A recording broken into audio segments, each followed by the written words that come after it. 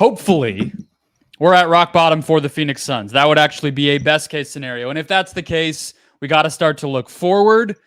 So on today's episode of Locked On Suns, we'll do that a touch, but we got to start in the past at least a little first. Let's go. You are Locked On Suns, your daily Phoenix Suns podcast, part of the Locked On Podcast Network, your team every day.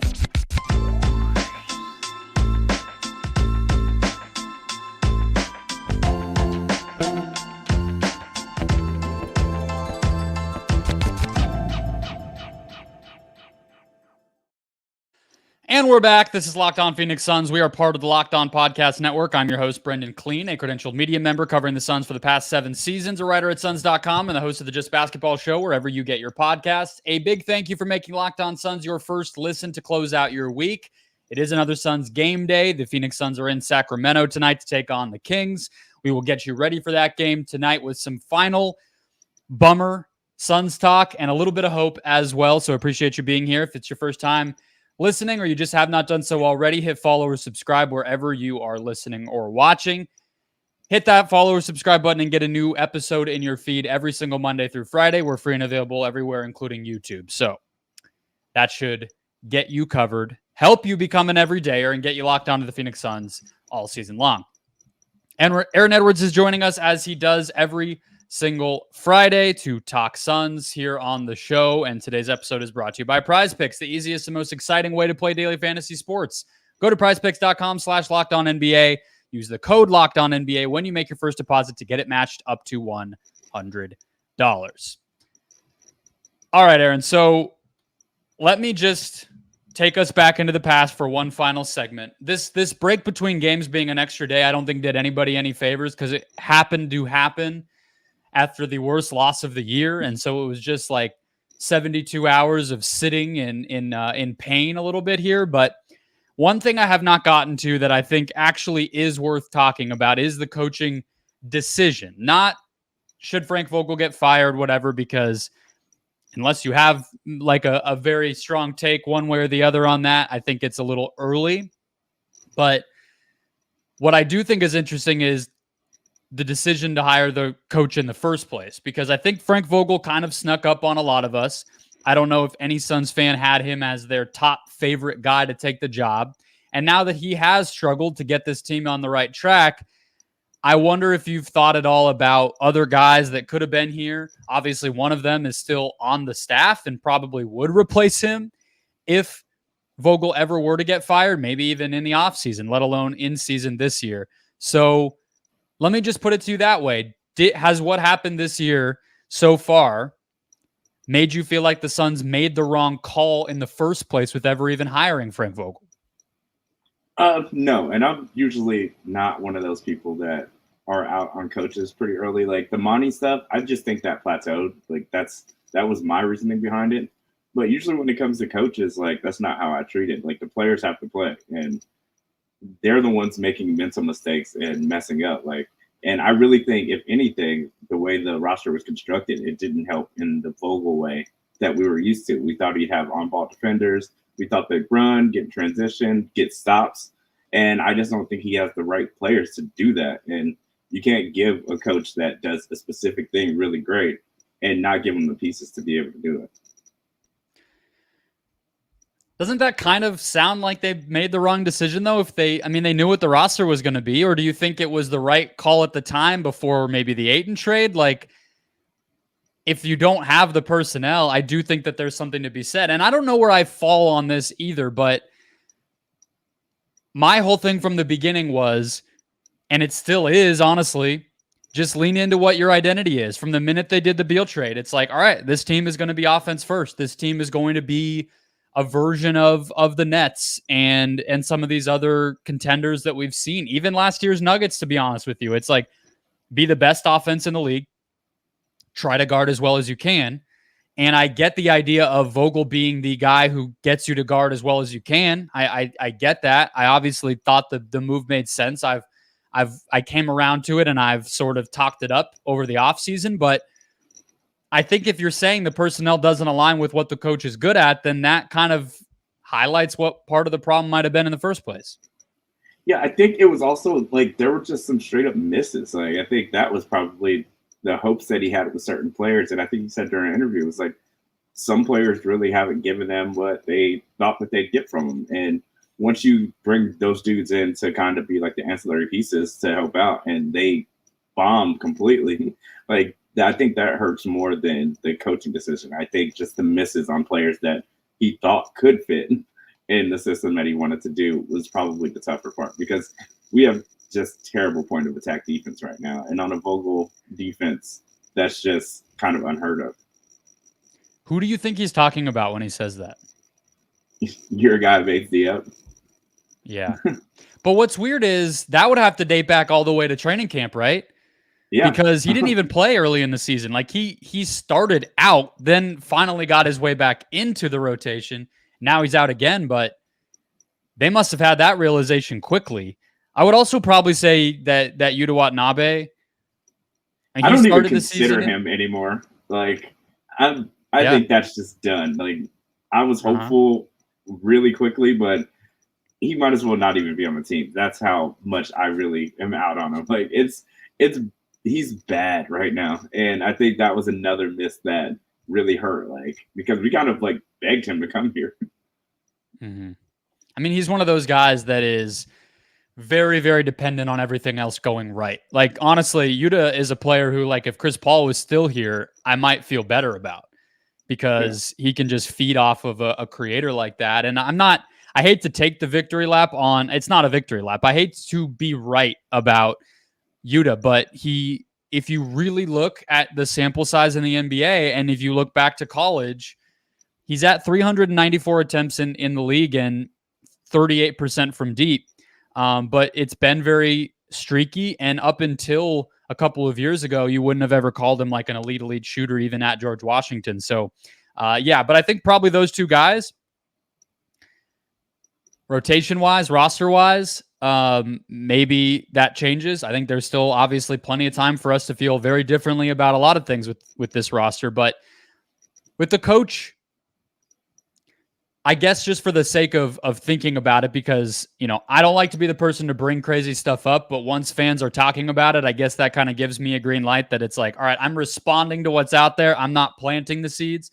But people do seem to be talking a lot about Kevin Young, whether they should have hired him in the first place, whether they should fire him now, which would be weird. You don't see assistants just like randomly get fired like that, but maybe that. But more on the side of, if he were to replace Vogel, how would you feel? I don't really remember your thoughts on him from the coaching search time in the offseason, but do you feel like he is still part of a possible solution here, whether he stays as an assistant or takes over for Vogel? And how much do you blame him for where they are? I was fine with us hiring him. I thought that if, like, with Book's blessing, like, that was going to be a really big deal if he did pull it off. But I knew they were always going to go for a vet coach. When it sounded like the Clippers were kind of out on Lue, I was in on Ty Lue from the start. Like, I just think he was a really good coach, and I think he's a better defensive coach than Vogel. And I also think we would have probably kept Ayton in that case. But, like, I don't think this is like a coaching of firing somebody. I don't think Kevin Young could fix this if he got the job today. Like, the mental mistakes on defense and just being straight up awful at it, like, in the effort, like, I'm not sure the coach is going to help the effort and being able to execute in the fourth quarter and getting into your actions with 12 seconds on the clock. Like, I don't think a coach is going to help that. I think the players, like, all this is up to them. Like, I don't think anybody else can fix that but them. Yeah, I mean, one of the things when you're a super team and you're built the way that the Suns have made themselves be built, and honestly, obviously, even that's not like fully their choice, but the way that the bed has been made for everybody is that everything has to flow from the stars, right? And so that's kind of where I come down on it too. Like, even just with Kevin Young and the offensive side, it's like you can see the structure of some of the things that he wants to do, but is it his fault when they halfway run one thing that he draws up and then bail on a possession? Like, I I don't blame coaching for that. Just like you're saying, I don't necessarily expect coaching to fix it. I think a lot of this is the roster. I guess you could make a case that somebody in the world who could have been maybe coached this team and in some version of events could have been the type of leader and emotional force in the locker room where the guys who aren't stepping up suddenly just step up because he's around them. But like that's a big if, or a very big, like, you have to have a pretty big imagination to feel that way. I think I tend to lean the same way as you. I think when I watch this team, I see guys just not trying and not executing, and it's up to them to fix that. Yeah, I guess. Do you have any final thoughts on what that could look like? Because I know we only talk once a week, and the bad stuff happened since we last talked, so you haven't had all the same chances I've had to just like sit here and cry about it. No, I mean, if we're honest, like, I've maybe watched a couple minutes of the last couple of games. Like, I was completely out on the Wizards game, and I barely watched the Blazers game. Like I said, it's just ugly basketball, and I think when you have players on the court that are that good, just playing ugly, like, that's the more indefensible part. Like, I'm cool with missed shots and all that, but the turnovers and just how ugly and just confusing it all looks, that's the rougher part. Like, they're just too good to be playing this game. Yeah, agreed. All right, let's pivot to a little bit more optimism, potential for change, starting with the trade market and one young wing player who could maybe be on the move, depending on how things go. We'll get all into that next. First, today's show brought to you by Betterhelp, who are changing up how and where you can get access to therapy. Whether or not your family gives gifts during the holidays, you get to define how you give to yourself, and the holidays are a great time to do that. So whether it's by starting therapy, going easier on yourself during the tough moments and learning how to do that, or treating yourself to a day of complete rest, remember to give yourself some love this holiday season. I've said this before, I'll say it again. I know tons of people, including myself, who have benefited from therapy. It is something that does not have to be inspired by a massive life change or something traumatic that happened to you. It can simply be a place where you have an outlet, you have support, you have perspective, and BetterHelp is doing their part to bring that to you. If you're thinking of starting therapy, give BetterHelp a try. It's entirely online. It's convenient. It's flexible. It's suited to your schedule because it's just at your desk or at your living room table. Just fill out a brief questionnaire to get started, get matched with a licensed therapist, and switch therapists anytime for no additional charge. In the season of giving, give yourself what you need with BetterHelp. Visit BetterHelp.com/LockedOnNBA today to get 10% off your first month. That's BetterHelp, HELP.com/LockedOnNBA. All right, Aaron. So let me just ask you this to kick us off on where I was going on the trade side of things.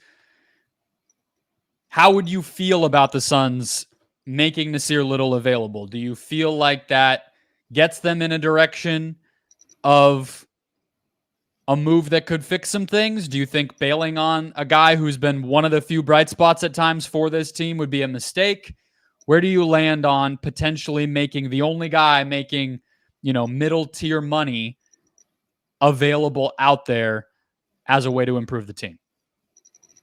I mean, I'm cool with it, but in this scenario, what is the thing that's going to fix this team other than effort and playing better? Like, I know. Well, you said point of attack defense, right?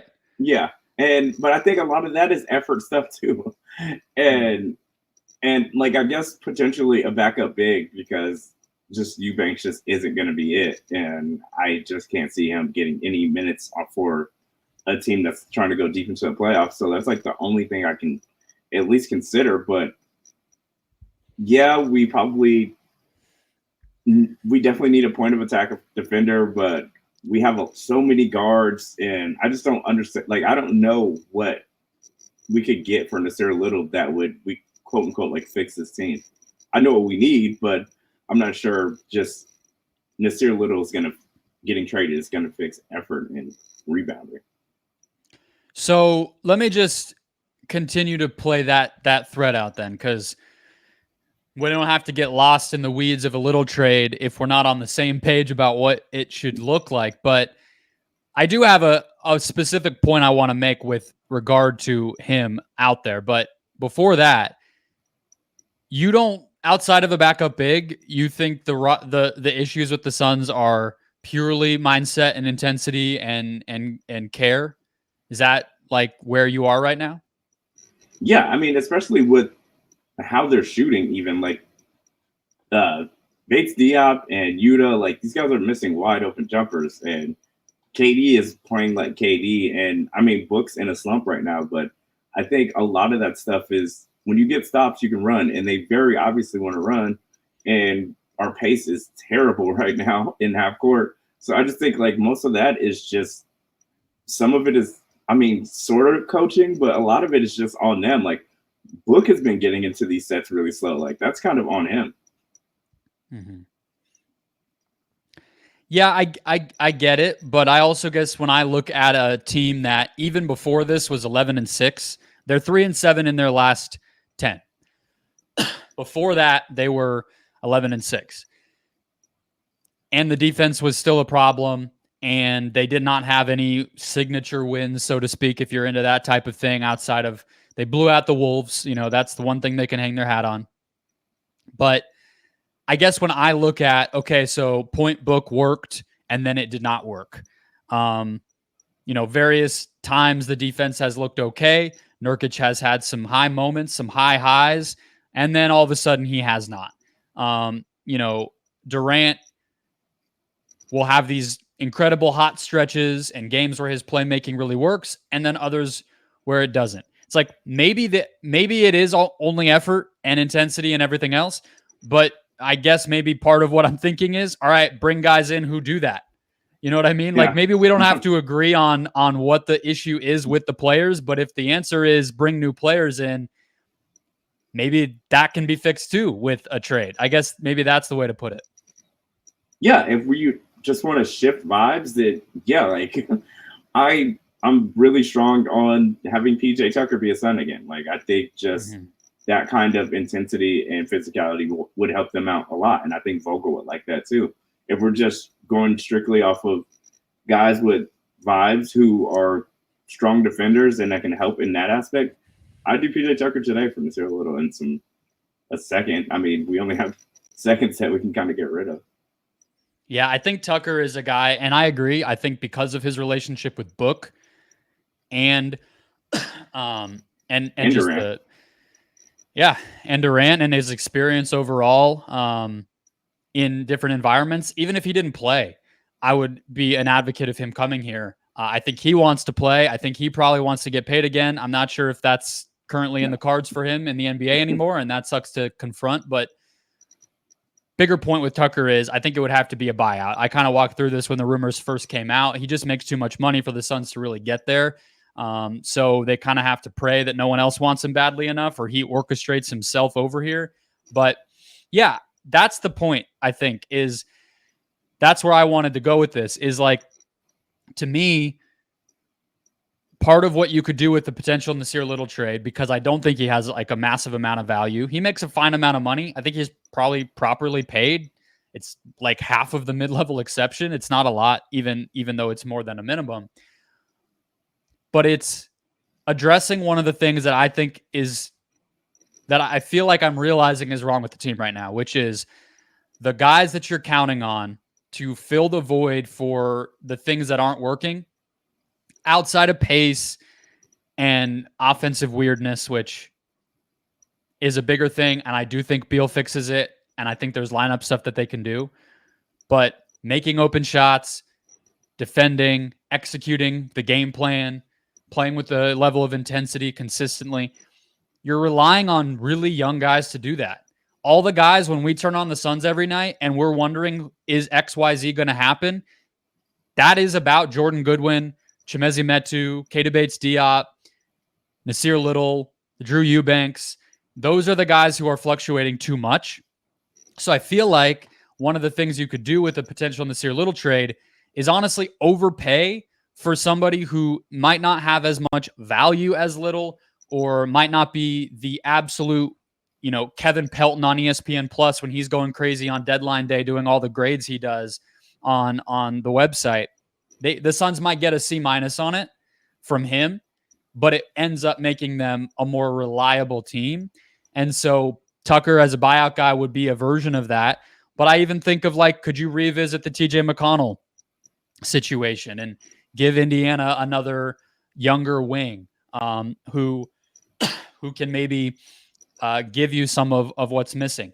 I think of Jayshawn Tate, who he's a kind of a similar version of Nassir Little, but he has more years under his belt of actually playing games and proving that he can do what it is that he does at a high level.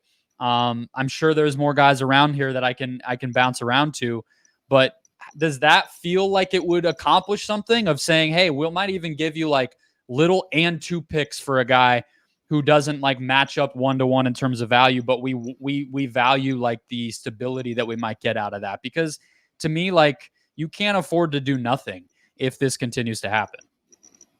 Yeah, I think just strong defenders and people you can trust is kind of the only direction we can go. And obviously a big, but yeah, I think it's just the lineups that we have to put out right now is you kind of can't really trust anybody to not make a mistake. There are so many mistakes on the floor with just the players. And yes, it might be a youngness thing, but we were trying to figure out what would be the Suns' 8 going into the playoffs. And I just don't think we have that 8 right now. I'm looking around at names here. Part of it is we just still don't fully know who's going to be sellers. But Javon Carter, would that intrigue you at all? Does that, I know these guys are, it's not going to be an upgrade. We all know that as from the minute the Beal trade happened, that this is not, and the Ayton trade, whatever, this is not going to be some sort of major swing that the Suns are able to make. But Javon Carter is an option. Maybe there's a Spurs guy. It would probably be Cedi Osman. That's not really what we're talking about there. That's more of a shooter. Otto Porter is somebody that I brought up who I'm not positive he's able to play anymore, but he's at least getting minutes. He's not actively hurt right now, and he's a vet, played with Beal. I don't know if they like each other, but is there a name that comes to mind for you? You don't have to get the salaries perfect. I can check you on that part, but is there somebody you look around the league and you're that guy could be available, and I feel like he would bring some of what they don't have right now in terms of that stuff we're talking about? Before Sacramento got him, I was Toscano Anderson. I just think one of those dudes that have been on the championship team that, he kind of disappeared after the Warriors and everything, but I think he would have been just a nice guy to have that could get a couple minutes a game and kind of help them out a little bit. I think that's kind of the route that we're kind of looking for when we're thinking about adding to this.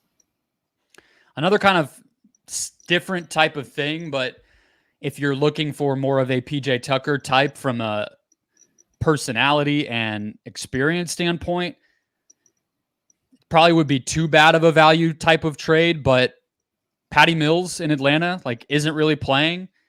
I don't think he's somebody you want to put out there in the postseason, so maybe that just makes it a no-go. Maybe he is another guy that's maybe more of a buyout option, but, again, played with KD, would have respect in the locker room, and for spot minutes here and there, I wouldn't be terrified of putting him out there to just handle the ball, initiate the offense, if there's foul trouble or injuries or things like that in the regular season. So I guess I'm just trying to expand what Suns fans are thinking about when they think of trades, and using maybe the sense of desperation that I think we're all feeling right now to say, hey, it might not feel good to get rid of Little so quickly. It might not work out in the big picture of all the value stuff that we're looking at, but maybe it fixes something that they need fixed. And if it gets you 5-10% closer to a championship, then I think you have to kind of operate that way this season, this deadline, everything else. But with all that said, let's go through the standings team by team. I tried to do this a little bit with the last year on December 20th little rant that I did on yesterday's show and how quickly things can change. Let's just look at the wide open West and see who we think the Suns can and can't beat, even though we're at, rock bottom with how we feel about this team. Let's try to do that exercise next. First, today's show brought to you by Prize Picks. For the basketball season here, you can now pick combo projections across football and basketball and beyond with Prize Picks' Specials League. And what the Specials League is exactly what it sounds like. You combine 2 or more players from different sports or leagues, like LeBron James plus Travis Kelce, 10.5 combo of threes made plus receptions. Prize Picks even offers a reboot policy so that entries stay in play even if one of your players gets injured. They also offer quick withdrawals, easy gameplay, and an enormous selection of players and stat types in those specials leagues or in their normal leagues, all making Prize Picks the #1 daily fantasy sports app. Remember, it's not you versus an opponent in a pool or in a league. It is you versus the Prize Picks player projection. So if you think you know more than the combos that are listed, all you got to do is get started. PrizePicks.com/LockedOnNBA is the place to go, or use the code LockedOnNBA when you make your first deposit to get that deposit matched up to $100. That's PrizePicks.com/LockedOnNBA. Promo code LockedOnNBA for a first deposit match up to $100. Prize Picks, daily fantasy sports made easy. All right, Aaron. So the Phoenix Suns are currently 10th in the West. I mentioned they're 3-7 in their past 10 games. We obviously feel very terrible about this team right now. The Golden State Warriors are 11th at 13-14. I think that's sort of where the competitive part of this ends, unless you feel like Memphis can really make up ground quickly. And honestly, they look good enough on Tuesday that I might believe you, but let's just call it those 11 for now. Is there one team in that 11 that I can convince you the Suns would beat in the postseason right now? Or are you just at rock bottom and there's no hope? Oh, no, I'm not I don't think they're that bad. I mean, I think there are some teams that they could still beat, but the ones that we know that we're going to have to beat, no. Okay. So as I try to unblur myself here, the camera really is cooperating with me. How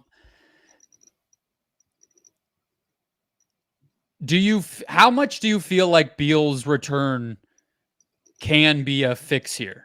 Because I looked this number up today as I was just messing around online and saw that they have a 138 offensive rating with the 3 of them on the court. We can all laugh at how small the sample size is or cry at how small the sample size is. But in those minutes, and even in the minutes, when different versions of this team have been able to play together, all those mistakes have been happening all year. It's looked bad at various points all year, and yet a lot of the time the numbers don't lie, and they still show you that this team can be pretty good. Are you looking forward to the Beal thing as like, all right, then I might turn on these games again, or we could beat some teams? Like, how are you feeling about that side of it? Yeah, I am looking forward to the Beal part of it, because especially if we do just lean into, all right, we're going to run and we're going to see how many points you can score. If we really lean into that, then I like our chances. But it seems like we're still on the fence about how we want to play with this team. Like, once Beal comes and we really try to open it up, I'm good with that. We're still going to be small out there, and I still think that it's going to be tough. But with Beal on the court, we have a chance against anybody, and that's probably just the big if Beal is on the court. I feel like the teams right now that worry me the most for the Suns are the teams that can keep up with them on offense. Like, you would think about it the opposite way, where it's like, oh, the defensive teams are the ones that you're going to have to watch out for, whether it's just like looking up and down the schedule coming up, or obviously crossing your fingers that a postseason situation even happens. At this point, it's those teams. It's not the ones who can lock you down. To me, it's the teams that can actually score with the Suns. So Denver, the Clippers, the Thunder, the Kings, like tonight, honestly. Yeah. We saw that a couple weeks ago already, and I would expect a similar situation. I'm not predicting a loss, but I would not be surprised. They just lost to the Blazers, But that's kind of where it's at. Whereas in past years, I felt like the teams that could really muck things up on defense were going to be the Achilles heel. I think the Suns can score on any defense. I'm not really worried about that so much. But if you tell me, hey, they have a go-to scorer late in these games, like the Thunder game's a perfect example, right? They were pretty good. Like, I don't feel like the Suns played some sort of terrible basketball game. I was at that game. But They had a surge from Jalen Williams at one point, and then Shea took over late, and it was like, all right, well, we put up like 120. You guys put up 122. I mean, I know that's really not what the score of the game was, but crap. Like, I guess we just lost that one because we didn't have an answer for you. So I don't know if is there one team or one type of team that worries you the most in the West right now, or in general against the Suns as they try to get it back together and hopefully look toward building a roster, building a scheme for the playoffs? Obviously Denver. I mean, I know like Nurk has a whole Jokic thing, but I think just the way Aaron Gordon's been playing and how he defends KD, like I just think that's gonna be a problem. He's strong and he'll lean on him, and that just means Book and Beal are gonna have to be really good if that was a potential series. And I just think they're just a big team, and I think bigger teams is what's gonna give us struggle. That's why I think the Lakers, they put a bunch of long rangey guys out there. They have AD, and he kind of just gave the Suns hell with the size. And they have no problem throwing size at the Suns. They wanted to go big a lot because we're giving up a lot of height and just because we would rather score than kind of be strong on the boards or defensively. So I think mostly just bigger teams and coaches that are not scared to go big against us are kind of my biggest fear. Yeah, I feel like length. I don't know. I guess, I mean, it's the same thing. It's not too different, but I guess I just feel like, I don't know. I'm almost talking myself out of it as I'm saying it, because I would say length was more of like what the Lakers were able to do and what, like Dallas did in the postseason 2 years ago. And even that Thunder team, to bring them back up, what it felt like they provided or resisted the Suns with in the regular season this year. But at the same time, I think one of the things that we might continue to see that Portland had no problem doing and other teams have done, and like all the way back to the NBA Cup game where Cam Reddish was just a walking 6 fouls and just smashing Booker. We're back to a lot of teams just feeling like they can walk into these games and play physically with the Suns, and the Suns aren't going to have a response. So I think that kind of lends itself to your point too. Denver's definitely one of those. I would say Minnesota is, and that game still feels really weird to me. I guess I might have to go back and look at the box score or something, but yeah, Lakers and Nuggets, probably the Wolves would be there too. It's not so much because of just them being good at defense, but it's like the types of players that they put out there. Yeah, it's not great right now, man, but I guess I'm not as negative maybe as you, but I get it. I don't fault you for it. I honestly thought I was positive right now. Like, I do think that, I mean, I think they have potential to go on runs, but they went up 16 against Portland. It's the other stuff where they have like these lulls and they get to hacking. Like, I think once you're known as a team that hacks, you're that team that hacks now, and they're going to call just the easy stuff. And I think that's just the hole that we dug for ourselves too. Like the Suns, even when Monty was here, we were kind of shameless hacks too. Like once you teach refs how to ref you, like you kind of get stuck with that. Yeah, no, it's a great point. We'll see what happens. The games, it's like they can't come soon enough, and they also feel so long in between. But we'll get through it one way or another. Christmas Day is nearing, and that one will be interesting one way or another. So thank you for spending your Friday here. Hit follow, hit subscribe wherever you're listening to the show. We will catch you guys next time.